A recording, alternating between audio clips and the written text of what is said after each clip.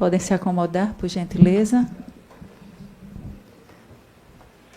Então, assim, anunciamos a palavra da mais nova doutora honoris causa da UFPE, senhora Vera Araújo. Ela vai fazer daí.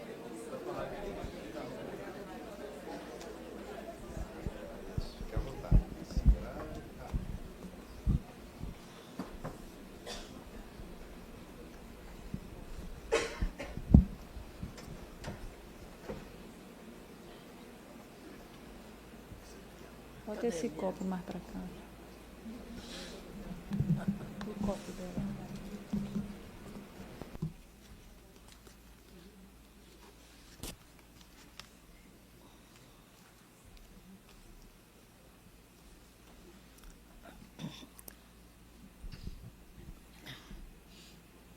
Ilustre professor, reitor magnífico Alfredo Macedo Gomes, egrégios professores, amigos, amigas, irmãos, meus familiares, senhoras e senhores.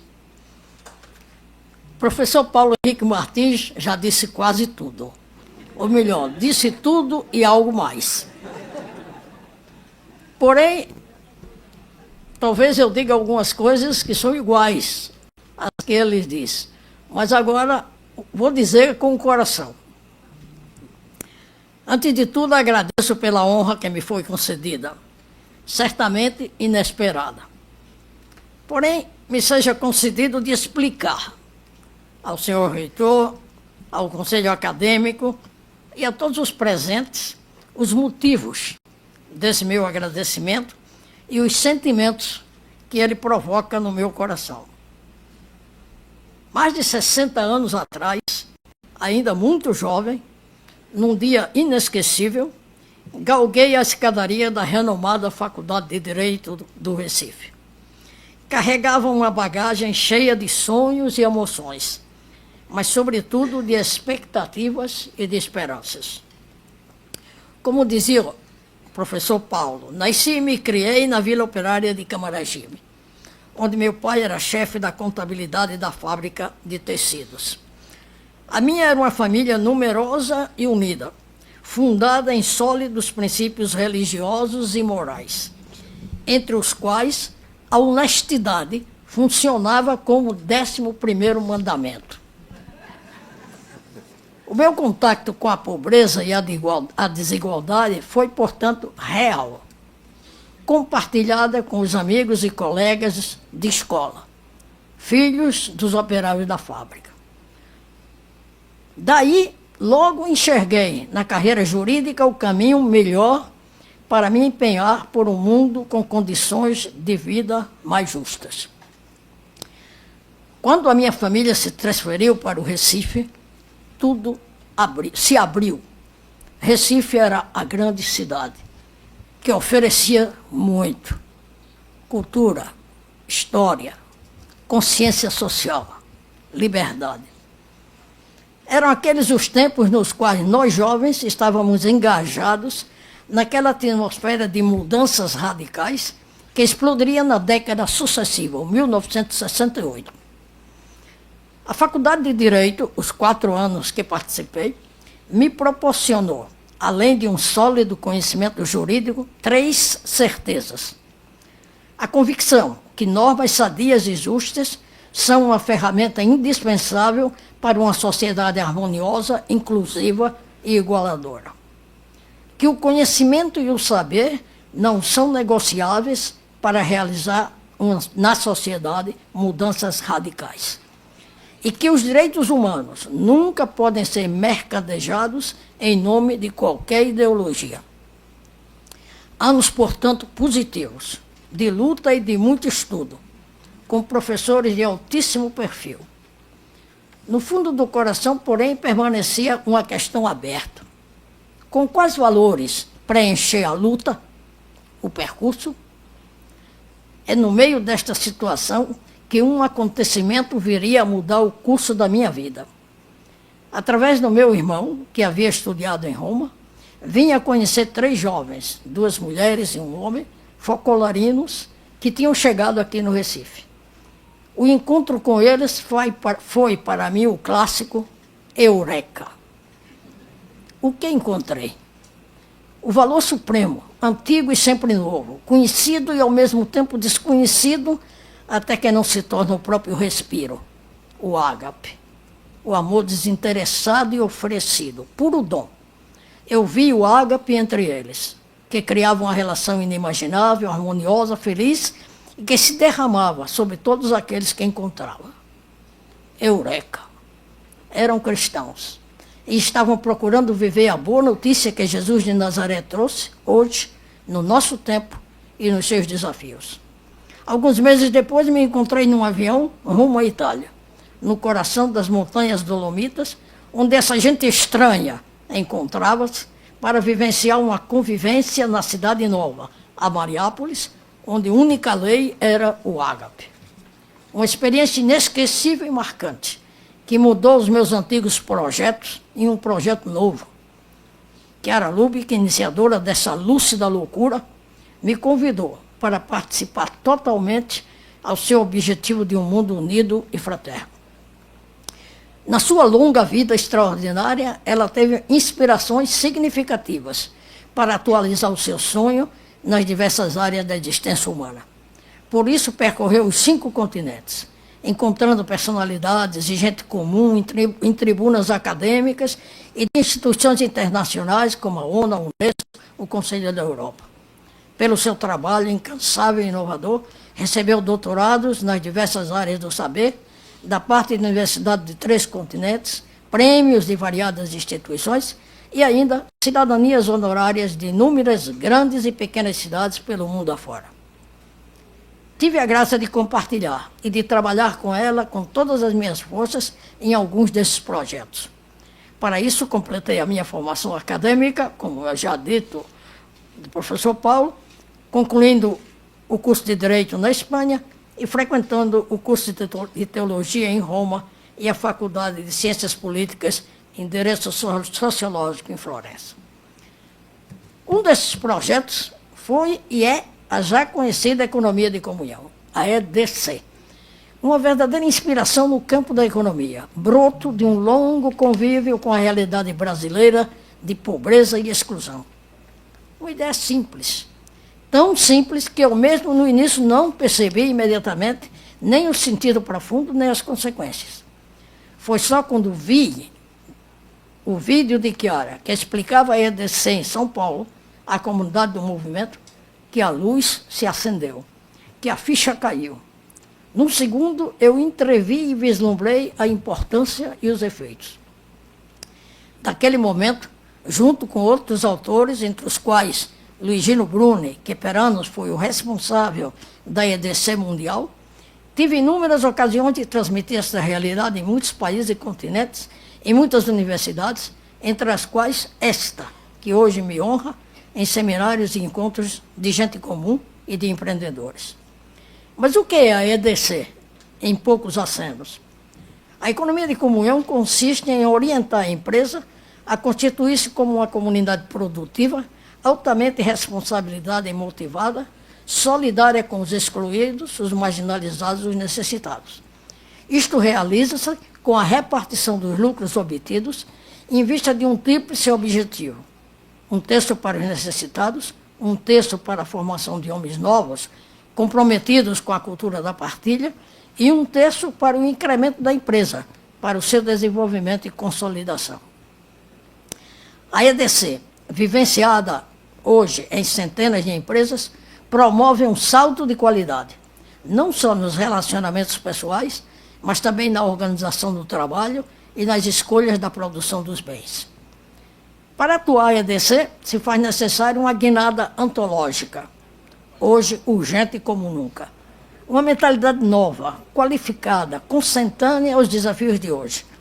E a vivência da cultura da partilha, da dádiva, do dom, tendo como objetivo a comunhão, elevada à categoria econômica.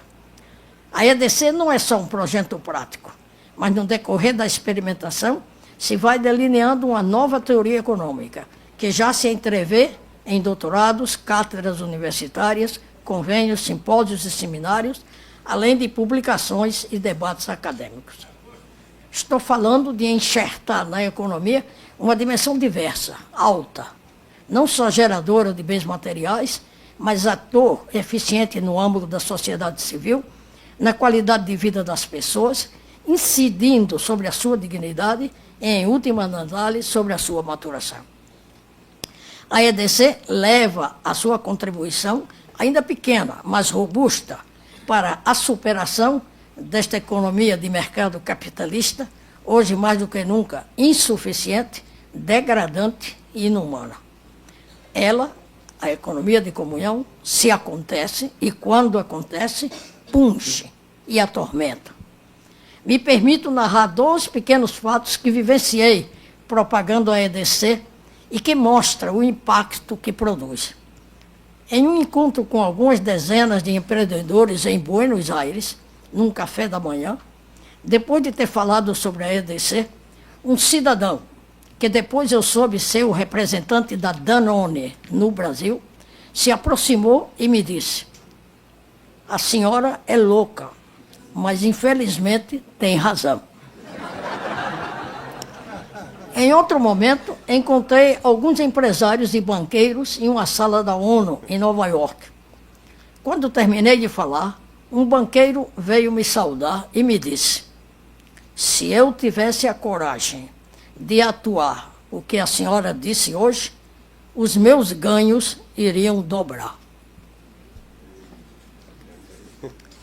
O método utilizado para a construção de um mundo mais unido e fraterno foi e é sempre o diálogo, entendido como forma de relações autênticas e geradoras de maiores e melhores saberes e práticas humanizadas e humanitárias. Nesse sentido, Chiara mesma vivenciou e iniciou diálogos no campo ecumênico interreligioso com pessoas com convicções não religiosas e com o mundo da cultura, entendido em sentido amplo, acadêmico e popular, que ocupou a última etapa da sua vida. Em 1998, em uma das suas muitas viagens ao Brasil, ela teve mais uma grande intuição, ou inspiração, que comunicou em uma carta circular, onde dizia, entre outras coisas: "É necessário dar vida a uma ciência verdadeira que dê dignidade científica a quem deve demonstrar com os fatos e signifique uma verdadeira vocação para aqueles que nela se engajam de alguma maneira." Com muitos outros e outras companheiras e companheiros de viagem, senti-me particularmente convocada. É iniciada uma tarefa em âmbito econômico, político, jurídico, pedagógico, artístico, esportivo. A sociologia se enucleou, junto com os teóricos do serviço social, em Social One, Ciências Sociais em Diálogo. Um ponto de encontro, uma comunidade de vida, de estudo, de pesquisa, formada por pessoas de endereços teóricos muito diferentes, com atividades sociais em instituições públicas e privadas, mas todas desejosas de formar um grupo coeso e unido, através da prática exigente do amor ágape. Foi e é um longo aprendizado, onde chegamos a individuar o ágape como amor social, que podia apresentar-se como um conceito sociológico, crítico das deviações sociais e portador de ferramentas capazes de enxertar no tecido social vida nova, relações positivas, generativas, para contribuir ao renovamento. Ou seja, a sociologia como fermento. Nesse aprendizado, tivemos a possibilidade de conversar e debater sobre nossa pesquisa com sociólogos de fama internacional, como Axel Honnel, Arpad Sarkozai, Michael Buravoy, Liu Botansky, que muitos nos inspirou com seu volume L'amore e la giustizia como competência. Com Paulo Henrique Martins, ilustre professor desta universidade, que sempre nos acompanhou e nos sustentou. De todos estes professores, recebemos críticas construtivas e estímulos para continuar na pesquisa e na enucleação. O nosso estudo partiu também nas pegadas de Pieterin Sorokin, no seu texto The Walls and Power of Love, volume que traduzimos para a língua italiana com o título Il potere dell'amore. e de Max Weber, Giddens, Beck, Bauman e muitos outros. Iniciamos também investigações de casos, evidenciando como o amor social é já presente na sociedade. Para isso, criamos, em parceria com a Universidade de Salerno, um instrumento de pesquisa, o World Love Index, para uma análise quantitativa do amor na sociedade.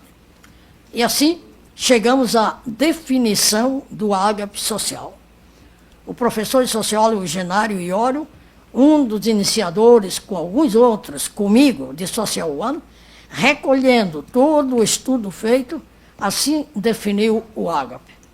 É uma ação, relação ou interação social, no qual os sujeitos excedem em dar, em receber, em não dar ou não fazer, em omitir, excedem todos os seus antecedentes e, portanto, oferece mais do que a situação exige, com a intenção de gerar um benefício.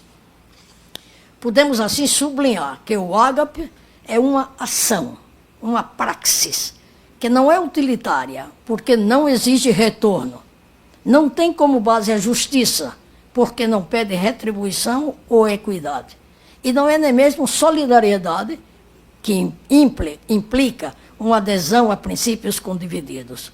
Portanto, o que define o ágape é a excedência, o dar aquilo que não se espera.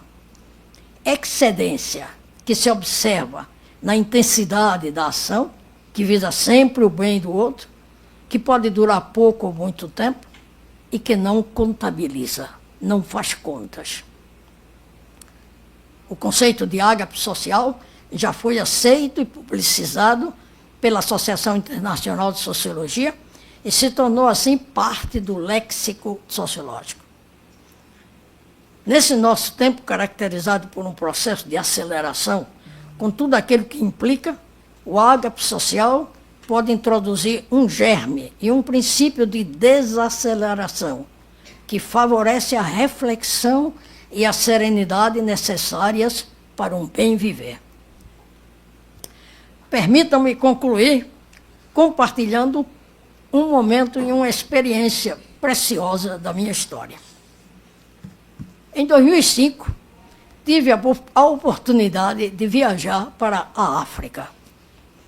A minha meta era Luanda, a capital de Angola, que desde sempre eu sentia como parte de mim, nordestina mestiça que sou. A guerra civil que explodiu depois da independência de Portugal, em 1975, foi longa e fratricida, com inúmeros mortos e a destruição do país.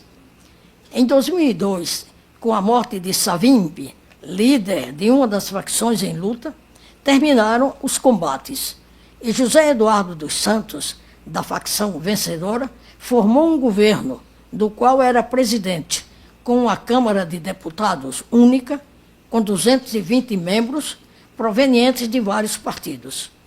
Uma espécie de governo de salvação nacional, mas não ainda de reconciliação. O presidente prometeu eleições livres dentro de um certo prazo. O episcopado angolano, em parceria com a Universidade Católica e com a Universidade Pública, criou o Movimento Pro Pace, para preparar o país para a democracia. Foi essa instituição que organizou o congresso, intitulado Construtores da Democracia, Unidade e Pluralismo, tendo como público-alvo os deputados, os ministros e os funcionários da pública administração. Chiara foi convidada para fechar o evento e, não podendo fazê-lo à causa de compromissos anteriores, perguntou se podia mandar alguém de sua confiança. Foi assim que me encontrei muito emocionada no avião da Air Portugal, rumo a Luanda, e pensando que experimentaria sentimentos fortes. Na verdade, a minha expectativa não se realizou. E eu me perguntava o porquê. Depois de 3 dias, me tomou uma sensação totalmente diversa. Bem-estar, serenidade, impressão profunda de ter feito uma longa viagem e de ter chegado em casa. Mas voltemos ao Congresso. Dias intensos de relações e debates, sucedendo-se no palco oradores africanos e europeus, a discorrer de democracia nas suas várias articulações. O debate era intenso e apaixonante, com perguntas e intervenções ao redor das possibilidades presentes e futuras do país. Às vezes, o clima se fazia tenso, nervoso. E assim chegamos ao último dia. O meu tema tinha como título Unidade e Pluralismo. Quando o presidente me deu a palavra, havia uma atmosfera de dispersão, como acontece no último dia de um longo congresso. Iniciei aumentando um pouco o tom da voz e, pouco a pouco, consegui ganhar a atenção do público. No meu tema, procurei evidenciar a íntima ligação que existe entre unidade e pluralismo, num contexto de democracia, e indicava 4 valores fundamentais para um êxito positivo: a enucleação e a vivência de uma cultura do dom, de uma cultura do diálogo, de uma cultura da comunicação, de uma cultura da fraternidade.